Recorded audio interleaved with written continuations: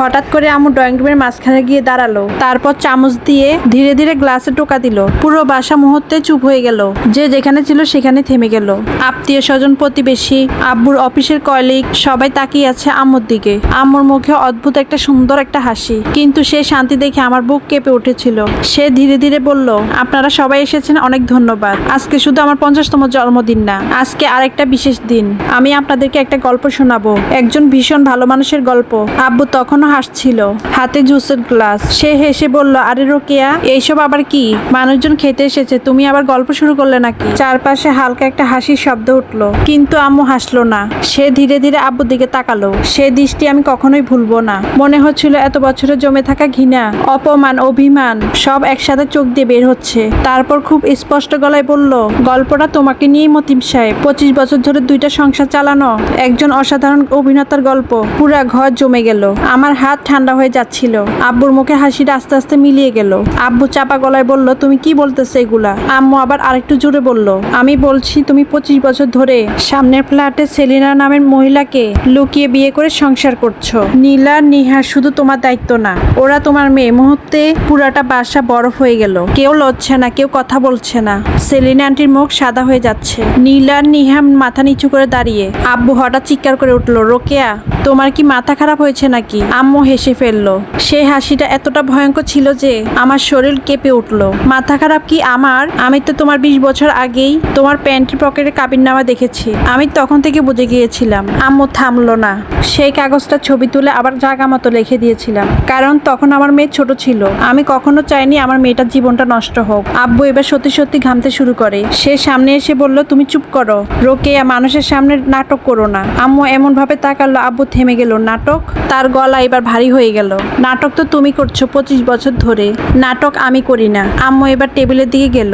সেখানে রাখা একটা ল্যাপটপ খুললো, তারপর টিভির সাথে কানেক্ট করলো। তারপর স্ক্রিনে একের পর এক ছবি ভেসে উঠলো। ফ্ল্যাটের দলিল, ব্যাংকের স্টেটমেন্ট, টাকা ট্রান্সফারের হিসাব। আমার বুক ধড়ফড় করছিল। আমি এইসবের অনেক কিছুই জানতাম, কিন্তু এতটাও না। আম্মু বলল, আপনারা দেখেন, এই যে ফ্ল্যাটগুলো নেহা নীলার নামে। টাকা গেছে আমার অ্যাকাউন্টে থেকে, আমার চাকরির বেতন, আমার বাবা জমি রেখে যাওয়ার বিক্রির টাকা। আত্মীয় স্বজনের মধ্যে ফিসফিস শুরু হয়ে গেছে। আব্বু দৌড়ে এসে ল্যাপটপ বন্ধ করতে চাইলো। আমি উঠে দাঁড়ালাম, হাত দিবেন না। নিজের গলার শক্তি শুনে নিজে অবাক হয়ে গেছিলাম। আম্মু এবার ড্রয়ার থেকে একটা ফাইল বাই করলো। আর এটা কি জানেন? মতিব সাহেবের নিজের হাতে লেখা স্বীকারোক্তি। নীলা জন্মের পর লিখেছিল, যদি তার কিছু হয় মেয়েরা যাতে সম্পত্তি পায়। আব্বু এবার বসে পড়লো সোফায়। আম্মু এবার নীলা নিহার দিকে তাকালো। তার গলাটা হঠাৎ নরম হয়ে গেল।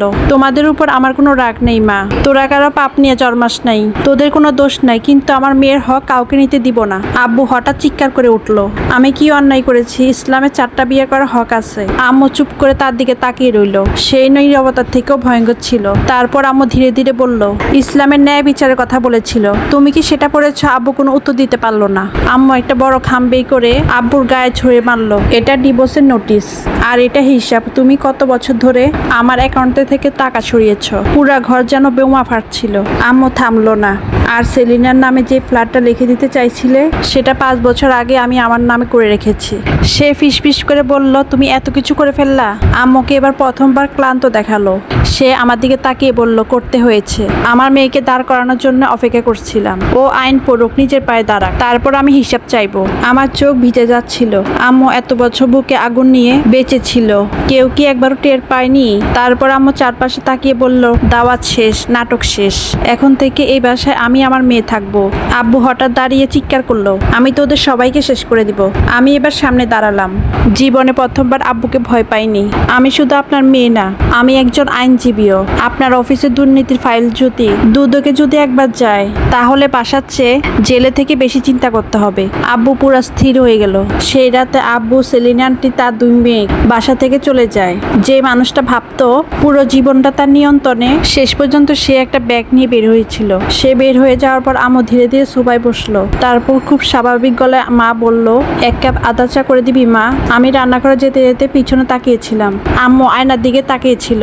তার চোখে একটুকু পানি ছিল না, শুধু অদ্ভুত শান্তি ছিল। অনেকদিন পর মনে হচ্ছে নিঃশ্বাস নিতে পারলো। পরে শুনেছি আব্বু নাকি একটা ভাড়া বাসা থাকে, মানুষ দেখলেই রোকেয়া বেগমের বুদ্ধির প্রশংসা করেন। আম্মু আমাকে একটা জিনিস শিখিয়েছে, সব যুদ্ধ চিৎকার করে জিতা যায় না, কিছু যুদ্ধ জিততে লাগে অসম্ভব ধৈর্য আর ঠান্ডা মাথা।